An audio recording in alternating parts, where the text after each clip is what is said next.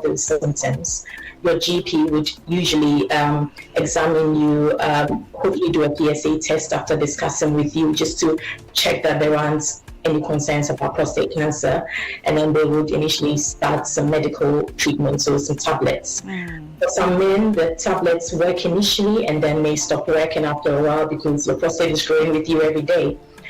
For some men as well, even though the tablets are working, they don't actually like the side effects from those tablets, so they come to see us because they want an alternative to having to be on medication. So in that scenario, we examine them and do a few tests and then talk to them about different surgical options to manage an enlarged prostate. Okay, all right, thank you so much. And so is it just tablets, or do you need a surgery to correct prostate enlargement? No, so it's a wide range. So you can go from, some men just, even though they have some symptoms, they're not that bothered by the symptoms. Their quality of life isn't that affected. So often they come to see us not because they want treatment, but they just want to know that it's not due to cancer or anything dangerous. So in that scenario, we do the relevant tests and reassure. For some men, they are quite happy on tablets, and that may be one tablet which called tamsulosin, which is a tablet that relaxes the prostate area. So that tablet doesn't affect the size of your prostate, it just relaxes that region to make it a bit easier for you to pass urine. If that alone is not working, they can add on another tablet which shrinks the prostate over time.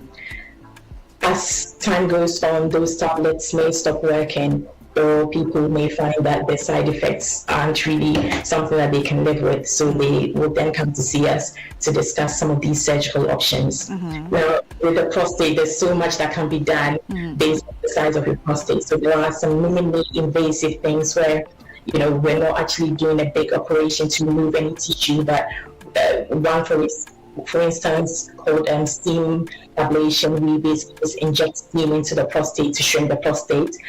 Or, you know, there are procedures where we actually cut away prostate tissue, or use laser to again either evaporate or remove some of the prostate tissue. There's just so many things that we can do based on what the patient actually wants out of the treatment, based on what side effects of treatments they are hoping to avoid, and also based on the size of the prostate, because not every treatment is suitable for certain prostate sizes. Okay. So are there any side effects for the surgery? Yes, I mean, there's no free meal. So every procedure has some side effects, and these are some of the things that we discuss. So I'll start with one of the commonest things that are done, something called a TEP or TURP. This is one of the oldest procedures that's been done, you know, with to treat enlarged prostates, benign enlargement. With that, we shave off the middle part of the prostate to basically increase the passageway and make it easier for people to empty their bladder. We don't have any cuts on you at all. It's all done internally through the water pipe. And people normally in hospital 1 night, sometimes 2 nights, and then they go home. Of course, there are side effects just from having an anesthetic. General anesthetic is quite safe these days, and we can even do it under spinal anesthetic. But with regards to the surgery itself, we can again affect your erectile function because we will be operating within the prostate. One of the major things is this retrograde ejaculation I talked about earlier, which is where the sperm flows back into the bladder rather than coming straight out. Again, it's not a dangerous thing, but if you're someone who's actively trying to have children, then that's a deal for you. So then we wouldn't advocate a procedure like that if you're actively needing to have that ejaculate. Some of the prostate procedures can also lead to short-term urine leakage or incontinence because the muscle that keeps you naturally dry is quite close to the prostate. During the procedure, we take every care to just minimize the risk of injury, but usually people may find that they leak a little bit the first few weeks or so after surgery, but they tend to be fine afterwards. So essentially all the procedures have their own sort of side effect profile, and based on what the patient's treatment priority is and based on what outcome they're really looking for, we can try to come up with something that they can tolerate. Okay. Atswei. Okay, so there may be various instances where that comes up. So it may be that you go to see your GP because of maybe family history, or because of some of these symptoms, and you're found to have a PSA blood test level that's high. In that instance, your doctor will refer you to a urologist urgently. In the UK, we call it a 2-week wait referral. And then when you come to see us, we will repeat the PSA test and examine the prostate, and we arrange an MRI scan of the prostate. That will tell us whether there are any areas within the prostate that have, potential tumors. If your MRI scan is suspicious in terms of suspicious prostate cancer, we will then offer you a biopsy of the prostate. Okay. We usually do that under local anesthetic, meaning that we don't have to put you to sleep to do the biopsy, but we'll give you an anesthetic down below just so that you can tolerate it. It's quite well tolerated, but some people do have it under general anesthetic, and that's fine. So with the biopsy, we take some samples from the prostate, send it to the lab, and then the lab can confirm whether there is prostate cancer, but if there is, what grade of prostate cancer, and also how much prostate cancer is there. And then based on those results, we will then talk to the patient and decide a treatment plan. Bearing in mind, the treatment may range from just keeping an eye with regular blood tests if you only have very low grade disease, to having to have surgery or radiotherapy, to having to have hormone treatment if we find on your test that your prostate cancer is advanced and has already gone outside the prostate. Okay. The reason that we are able to treat with kind of anti-hormone treatments is that the prostate cancer needs the male hormone testosterone to grow and continue to spread. So the hormonal treatments that are given for cancer that has already gone outside the prostate is to suppress your natural male hormone. And of course, if we do that, the side effects come with that, including erectile dysfunction, mood problems, etc. Because all the things that your natural male hormone will be doing for you will be suppressing. So that's for patients whose cancer has already spread out of the prostate. But most people who just have routine prostate PSA blood test, find disease that's confined to the prostate, so hasn't spread yet. In that scenario, we can actually offer curative treatments, including radical prostatectomy, where we remove the entire prostate, or some people can have radiotherapy, or even some focal therapies. But basically, what you will have depends on the result of the biopsies, and you want to discuss with you as well. Oh, okay. All right. Thank you. I've got some patients that come, maybe they are in for blood tests, or we do blood tests for medication reviews and stuff like that. And then whenever they come for it, they always ask for PSA. Would you say that it should be done once a year or twice? How many times can one person do it in a year? Well, so it depends on the context. If you don't have any problems and you're just having a routine PSA check, then we would normally just do that annually. But of course, if you do that blood test and your result is borderline, then you will need to repeat it so a little bit sooner, just to check what trajectory it is, because in that instance you're worried about whether it's going up and requires further investigation. If someone has a PSA, as I said earlier, that the PSA test can be affected by so many things. So if you have an infection, even if you've done any kind of pelvic procedure or instrumentation, that can affect the PSA results. So if you have a PSA test that's abnormal, and your doctor believes that may have been due to an infection or something, so then they will treat the infection, leave it several weeks to settle down, and in that scenario you want to repeat the PSA again. So you don't want to do it too soon, because then it'll still be abnormal, but again, you're not going to leave it a whole year before you repeat it in that instance. Okay, thank you. Like you said earlier, we know that black men especially, they don't like taking their PSA test most of the time, or prostate check. Yes, they don't like it. What would you say to them? I would say, first of all, based on the vast number of people I've spoken to, a lot of the time their concerns or their reasons for not wanting the test are not necessarily based on facts. It may be based on what they've heard, or how the test is done.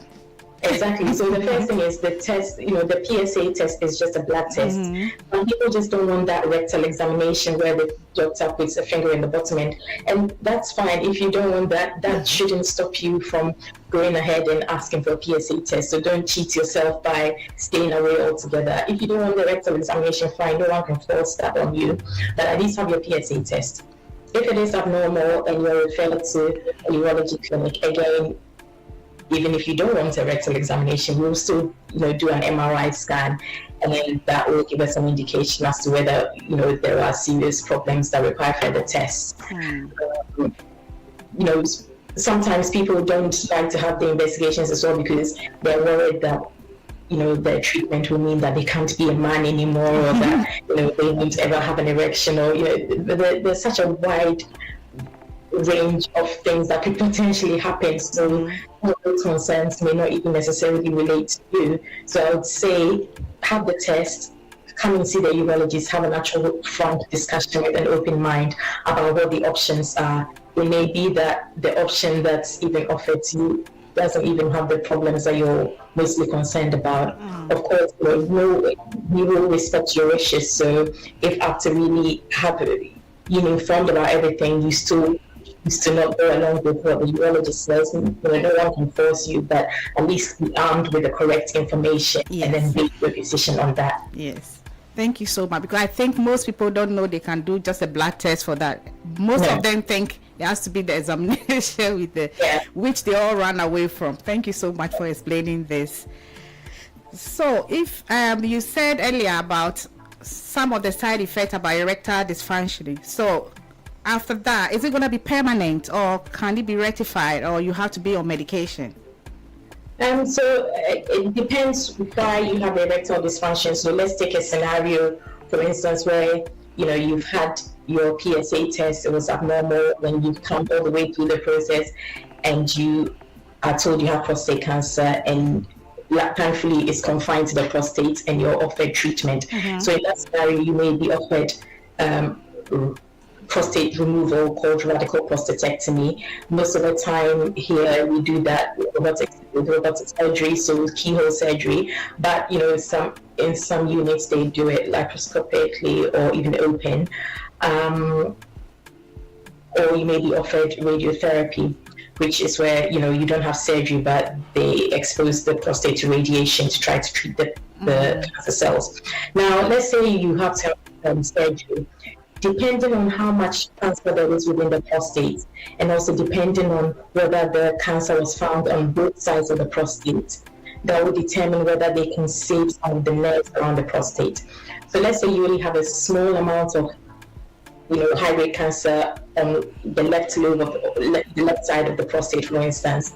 In that scenario, following discussion with your surgeon, they may agree to save the nerves on the opposite side, because that side didn't have any cancer on the biopsies. Even with that, you may experience sort of reduced erectile function, and then we have systems in place where we can give various treatments ranging from medications to injections to sort of vacuum devices to help with erections. We know that a lot of the treatments that we give can have a negative effect on sexual function, but the whole point of all these treatments is that we want to preserve your life and also preserve your quality of life. So we really want to talk to you about, what makes you're concerned about and what sexual dysfunction you are experiencing, and we want to help with that. Sometimes people come into clinic and they feel that they can't even mention that following treatment that they're having erectile problems. They assume that we don't want to know about it because that we want them to just be grateful we treated their cancer, but that's not the case at all. We want to hear about the quality of life as well, and we certainly have a lot of processes in place to deal with that. So, a short answer to your question, some of it may be permanent, but not necessarily. Oh, okay. So with permanent, then you have to take medication for it. So in some cases, depending on what treatment you've had, let's say you had radical surgery where we couldn't save any of the nerves. The medication may not necessarily work. Not even work. Oh, okay. Yes, for some people they have to we have specific clinics called erectile dysfunction clinics where, we talk to you about different options, and that may include giving you some devices to help you gain an erection, or even implants, etc. But there are different things that we can discuss. So I guess the main message, just because there's so many different options, the main message is that if you're concerned about side effects, don't kind of avoid seeking treatment because of that, but just do talk to your urologist. And if you're on follow-up and you are experiencing these things, again, let the GP or urologist know so that you can be plugged into the correct services to ensure that we address that. We definitely need to know about it. All right. So with the prostate enlargement, does it affect your bladder or is it the urethra? One of them. Does it affect it? Oh, definitely. So again, so now we're talking about benign enlargement, where the inner part of the prostate, the transitional zone, is enlarged, so it presses on your water pipe. So as a result of that, you may not be emptying your bladder very well. If you're not emptying your bladder well, it means that over time you're retaining more and more urine in the bladder. So that in itself can have some symptoms, which can range from sort of you having to have recurrent infections because you're not emptying your bladder properly. Sometimes if you're holding on to a lot of urine in the bladder, that can put pressure on the kidneys because, it's almost like a plumbing problem. There's a blockage down below, so then the kidneys then feel that pressure. So that can actually lead to kidney failure if over time you're not emptying your bladder, and that's putting pressure on your kidneys. So some people may end up in A&E because they're suddenly not emptying their bladder, or what we call they're in acute retention. In that scenario, we put a catheter in and then to drain the urine and then plan further treatment after that. In some cases, sometimes patients come to you and you tell them, actually, you're not emptying your bladder and your kidneys are already under pressure. And to that patient, they don't even know they have a problem because they are passing urine. They just don't know that they're not emptying their bladder. Okay. So they will say to me, but doctor, that's not my problem. My problem is that I'm going too much. Okay. I have to tell them, actually, the reason you're going too much is that your bladder is never empty. So as soon as you go, it's almost like having a cup that's always half full. It's a little bit extra for you to feel like you need to go again. But constantly, that cup is always full. And if you have a bladder that can't quite sustain that kind of pressure, that pressure then gets transferred to your kidneys, and people can get into renal failure and even dialysis if it's not dealt with in time. Wow. Yeah. So that can lead to a lot of things. It can. And that's why we really want men to take it seriously and speak to somebody if they are having these symptoms. We know that these symptoms are so common, and sometimes the question is, well, it's just old age, isn't it? I'm just growing old. All my friends are having these symptoms. Should we all be running to the doctor? And I can totally understand that. And I guess the message is that you don't know what your particular situation is. It might be totally different to what your friend's situation was. It may be that in your case, you go to see the doctor and we do the test and everything is okay. And as long as you're not too bothered by it, we're fine if you're fine. And then we say bye. It may be that in your case, you go to see the doctor and we actually find that there was some underlying cancer there that thankfully, because you came to see the doctor, has been found early and has been treatable. It may be that you go to see the doctor and actually there's no cancer, but we find that you're not emptying your bladder properly, and actually there are medications or operations that can be done to vastly improve your quality of life, and that can be offered to you. So essentially, don't compare yourself to what your friend is experiencing because it may not even apply to you. Okay. Because sometimes some of these symptoms are similar. Like when somebody is diabetic, I think they also go to the loo a lot for urinating. So you may not know the difference whether it's this or is that. Absolutely. And sometimes the urinary symptoms may not even be related to the prostate, because urinary symptoms may be related to the bladder itself as well. Some people have an overactive bladder where the bladder is always kind of twitching or contracting even when there's not much urine there. Yes. And they find that when they're trying to enter the house, as soon as they get there, put their key in the door, they certainly can't wait to run to the bathroom. And, some of these symptoms may just be related to the bladder itself being overactive.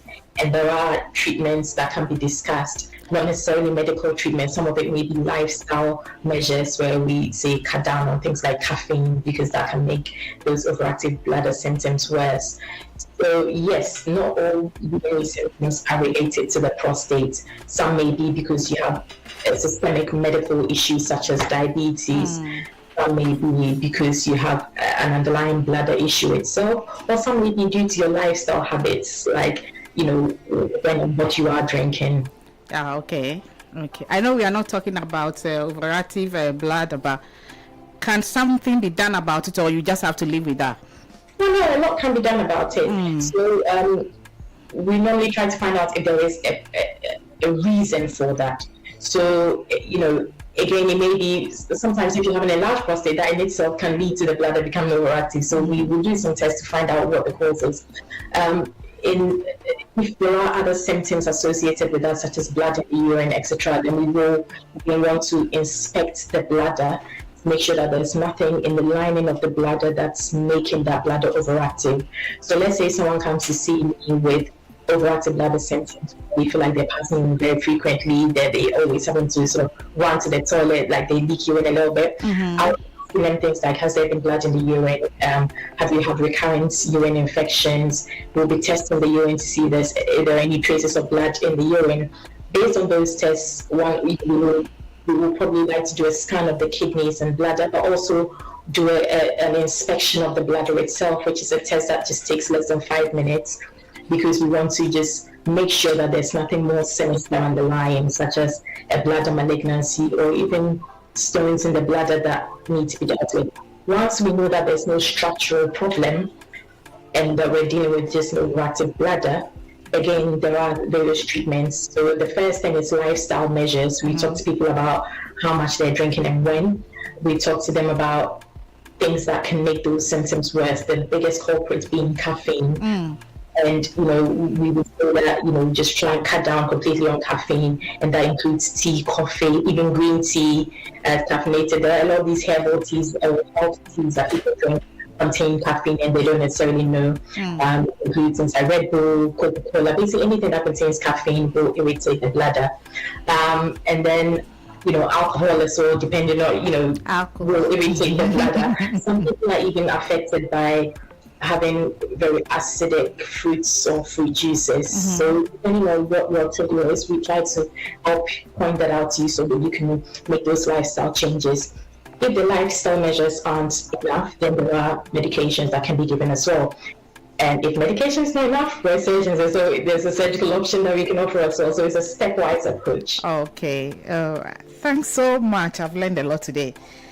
So would you say prostate enlargement can be cured? Would you say that?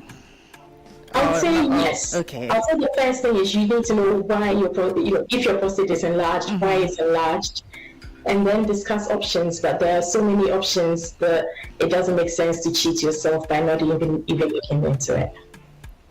Thank you so much, Dr. Mensah. I've covered all the questions I have for you. I don't know if you have anything more to tell us, and before we go and check if our listeners have got any more questions, if you have anything else to say.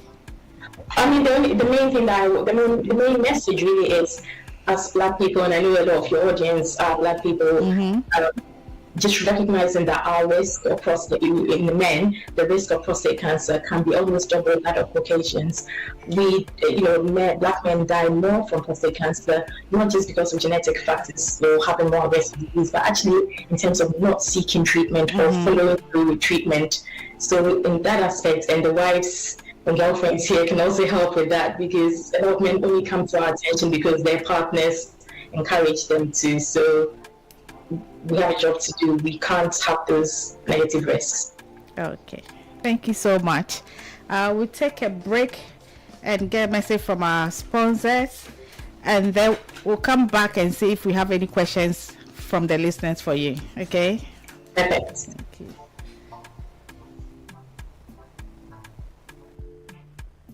Hey there, fabulous folks. Are you ready ready to take your locks to new heights of beauty and vitality? Then listen up, because Tiny Hands Locks is here to make your hair dreams a reality. Located at the heart of natural beauty, Tiny Hands Locks isn't just a salon, it's a sanctuary where your locks are pampered and celebrated. Now, let's talk about our top-notch hair care services and products. At Tiny Hands Locks, we believe in the power of nature's bounty to nurture and revitalize your locks. At Tiny Hands Locks, we are dedicated to crafting bespoke lock styles that enhance your natural beauty and reflect your unique personality. From starter locks to locks maintenance, we've got you covered every step of the way. And when it comes to products, we've curated a range of natural wonders that are sure to leave your hair feeling pampered and rejuvenated. From clarifying shampoos to revitalizing conditioners, each product is meticulously formulated with nature's finest ingredients to cleanse, nourish, and protect your locks. But wait, there's more. Visit our website at www.tinyhandslocks.co.uk to explore our full range of services and products. Located at 24 Swan Close, Feltham, TW13 6PA. Just give us a call at 0783 298 9531 and we'll take care of the rest. So what are you waiting for? Treat yourself to the luxury and care you deserve with Tiny Hands Locks. Because at Tiny Hands Locks, we're not just about hair, we're about empowering you to embrace your natural beauty and shine from within. Discover the magic of Tiny Hands Locks today.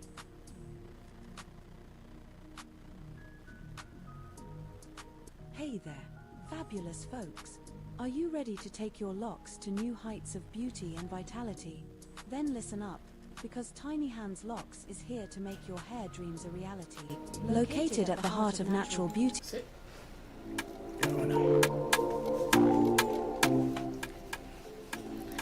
Hello, listeners. We are back. We got a few questions here for you, Dr. Mensah.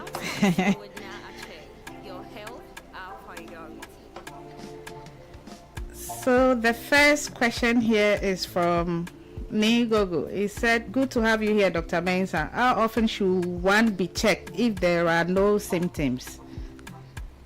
If there are no symptoms, we normally say have an annual PSA test and prostate examination at least. If you have a family history or symptoms, may need to be more regular, but at least an annual PSA check. Okay, thank you. So Nigogo, there is your answer. The next question is from Juliet. Juliet says, "Sorry, a bit late to the program, but what are the first things to look out for in men for prostate cancer?" Thank you. So early prostate cancer may not have any symptoms at all. So it's firstly recognizing that once you're over 45 as a black man, and particularly if you have a family history, either your brother or your father have prostate cancer, recognizing the risk and therefore having a test. We want you to have the test done before you have symptoms, because for prostate cancer, by the time you start having symptoms, it means that the disease has already become a bit more advanced. We can't do anything about it, but it's a little bit more advanced. A lot of the symptoms that men are getting from prostate enlargement is from benign enlargement, so not related to prostate cancer, but still something that affects their quality of life, and therefore something that we still can investigate and treat. Okay, thank you. So Juliet, that is your answer. This is from DJ Kobe. So what does the term watchful waiting mean? So watchful waiting is something that we use in prostate cancer. It's with prostate cancer, once it's been diagnosed, not everyone necessarily requires active treatment.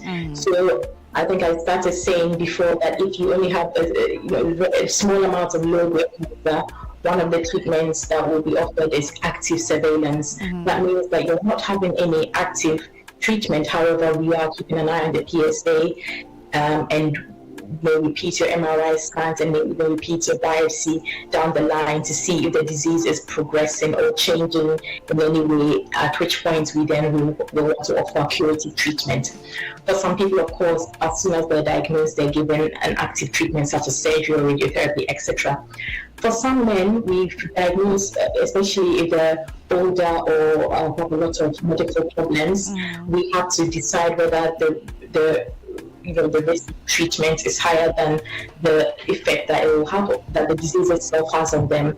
And in some cases, you diagnose cancer that's not clinically relevant. That means that, if you look at the prostates of all men over 80, more than 80% of the time you will find some prostate cancer there, but not all of it is clinically significant disease that's actually going to affect that person's life. So in that scenario, you don't want to be bombarding them with treatments that can actually make their quality of life worse. So in that scenario, you may put them on watchful waiting. That means we believe you've got cancer, but we don't want to give you active treatment as yet because the risk of treatment may outweigh the benefits that you're likely to have from it. We're watching because if things progress, like if there's evidence that you have spread of disease, etc., then we may give treatment for that. Okay, thank you. I have another question here. I say, how serious is prostate cancer? It can be very serious. So, there's a range. So, some prostate cancer can be very clinically significant and can be life-threatening if not treated or addressed. So, if you have disease that's spread out of the prostate, that's affecting your kidneys, spreading to the bones, that has an effect on your life. So, that can be deadly. So that is serious. There are cases where you find disease that's not very clinically significant. So in the very low-grade disease and not a lot of grade, in which case it's not something that's immediately, an immediate effect on your life. So therefore, we will just keep you on surveillance rather than treating. So there's a range. Some can be deadly. Like any other cancer, isn't it? Well, okay. I think unlike many other cancers, unlike many other cancers, in prostate cancer, there are some grades where people will say actually we're over-treating, and the important thing is to find those ones that will actually benefit from treatment and treat them, whilst avoiding treating those ones where actually the disease was never going to have an effect on their life, and therefore the treatments actually make their life worse. So it's just making sure that you are making the right diagnosis and having the correct strategies with the patient. It's not a one plan suits all kind of approach. Okay, all right. We get more questions coming on. DJ Kobe said, at what stage is prostate cancer not curable? So if we get diagnosed that you have prostate cancer and the scans show that the disease has gone out of the prostate, then we can't for instance, the commonest places that prostate cancer spreads is to the bones. So in that scenario, we can't cure it, but we can still treat it. So that's the scenario where we're not going to, if someone already has prostate cancer that has spread to their bones, we're not going to offer them prostate removal surgery because actually the disease is already out, on beyond that.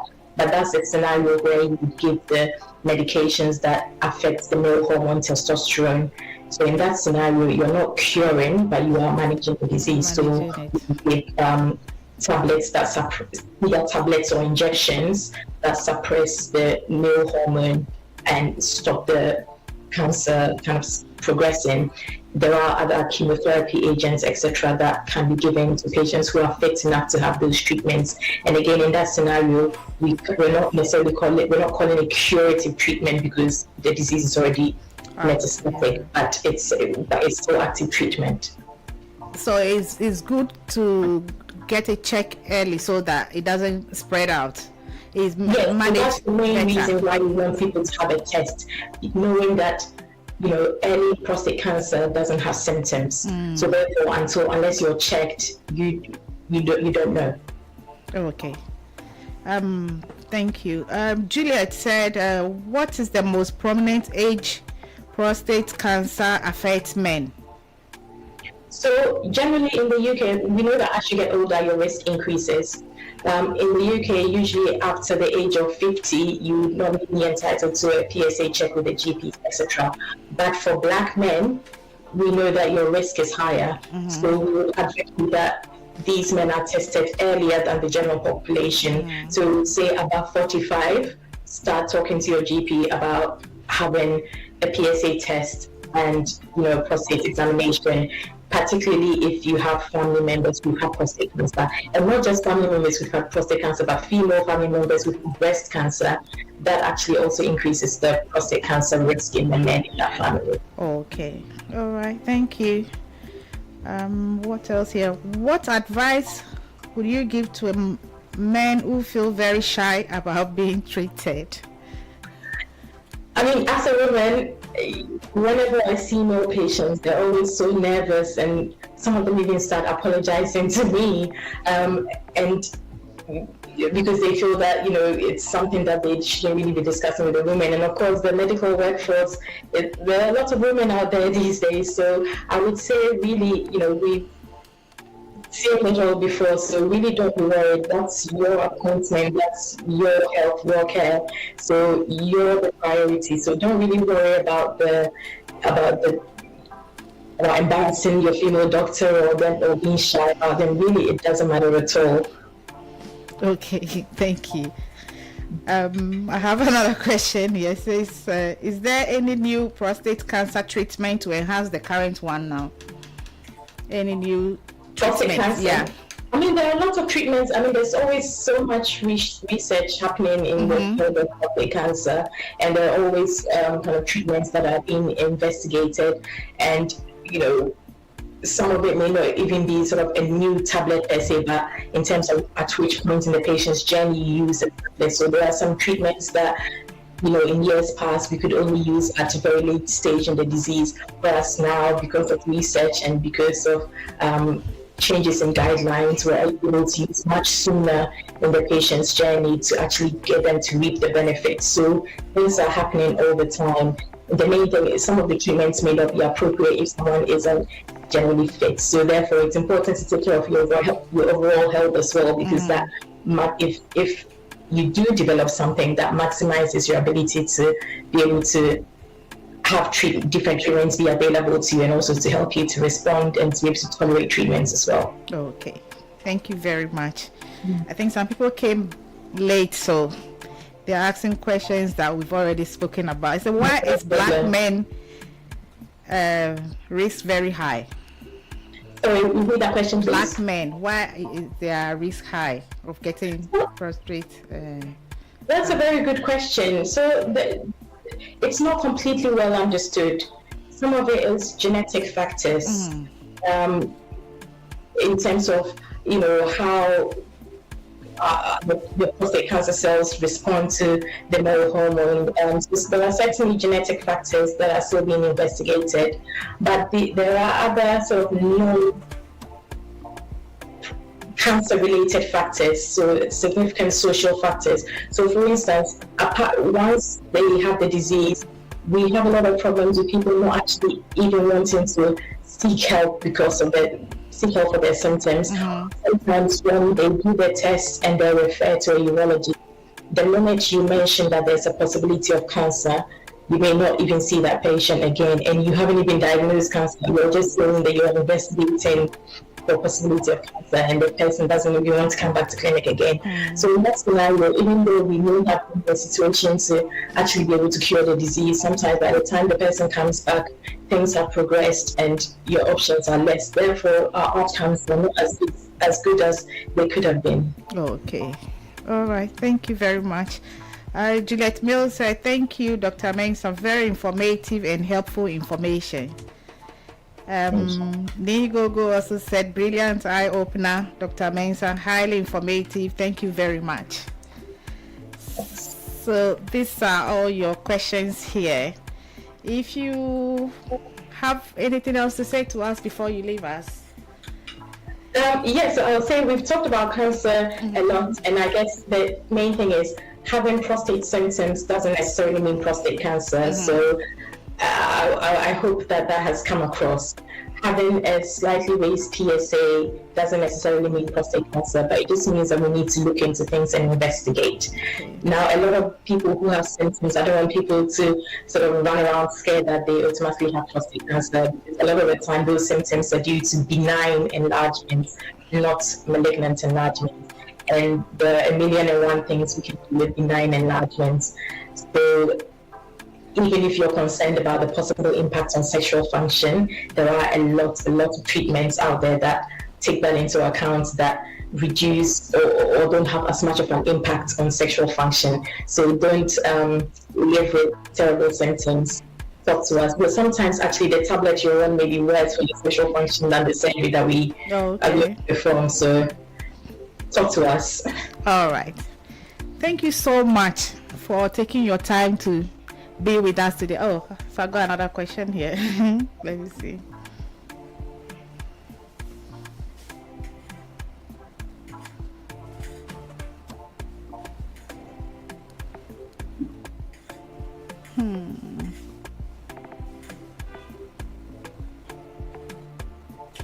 Oh, they want to know when you are coming back with another topic because they really like you. I'll be back whenever you invite me. You're always invited, so let us know and then we'll be ready for you anytime. You're always here, invited here. And welcome. It'll give me pleasure to come back. Thank you. Thanks so much. We've learned a lot today, very informative and educative. And I'm hoping that everyone listening to us now, or those who go and listen to us later, because we're going to be on YouTube and we'll be on our Facebook page all the time, they will learn something. And if anyone has any more questions, they will come back to us and we'll let you know. And so thanks so much. We appreciate you coming in. And from all of us here at Akoko Africa Radio UK, we say thank you and have a wonderful weekend, Dr. Mensah. Thank you for having me. Bye. Okay, bye.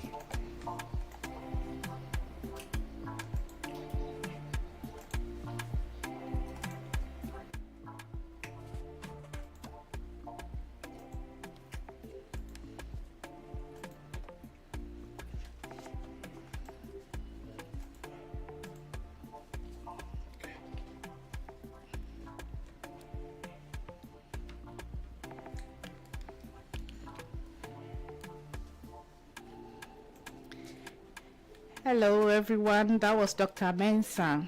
We are still listening to Akoko Africa Radio UK. We've brought our show to an end now. We discussed prostate enlargement today and we've all learned a lot. I'll plead with our men. Please don't be shy. Get yourself checked all the time. Like you said, sometimes the cancer doesn't give symptoms. And sometimes just having an enlarged prostate doesn't mean you have cancer. And all this can be treated. So just go and check yourself. And the earlier you check, the better. I hope you've learned something today. And if you still have any more questions, you can always come back on our radio and leave your questions there. And Dr. Mensah will answer them. And you heard her, she said she's going to come back very soon. Our time is fast spent. It's 5:20 now, 20 past 5. Before I leave you, you know we always talk about being positive. Positive mind brings good health. So today I'm talking about compassion. Compassion is contagious. Every moment we choose compassion, we move towards a better world. Yes, so just be compassionate to one another. You see somebody walking about smiling, but they may have some pain, something bothering them. A little smile, a little how are you doing goes a long way. We can't all change the world at once. We have some people trying to cure cancer. We're talking about it today. Some people trying to save a whale in some ocean. Somebody trying to save a lion or something somewhere. All of us cannot do the big things. If you can do the big one, by all means, do it. But the little ones also help. So let's do our best and be compassionate with one another. I remember my dad once told me that even the rich man needs a present. So you will not know what you are doing for the person by that little help you gave to the person. I remember once I gave a present to a friend, and she's a very rich friend. It wasn't even her birthday, but I went to visit. I've not seen her for a long time, so I went to visit her and I took a present for her. And then she was a bit surprised. She was like, wow, nobody has ever given me a present before. And I'm like, what are you talking about? I don't think there's anyone in this world who hasn't got a present before. And then she said, yeah, because all my friends think I'm rich, so I don't need anything. She actually doesn't really need what I gave to her, but the fact that I did that, the expression on her face alone, that really made me happy. I was glad I did it. That was not what I was looking out for, but then I was happy I made a difference in her life. So you see somebody sitting down somewhere, saying hello to the person, or checking on your friend every now and then, you don't know what you are doing for them. And if we can do it for one another gradually, we have a big community checking on each other and being compassionate on each other. Every little helps, we say. So like I said, we all want to change the world, but we can't do all by ourselves, and we can't do the big ones at once, but we can start from somewhere. So this weekend, as you go out, try and be compassionate to at least one person, and I'm sure one day we'll have a better world.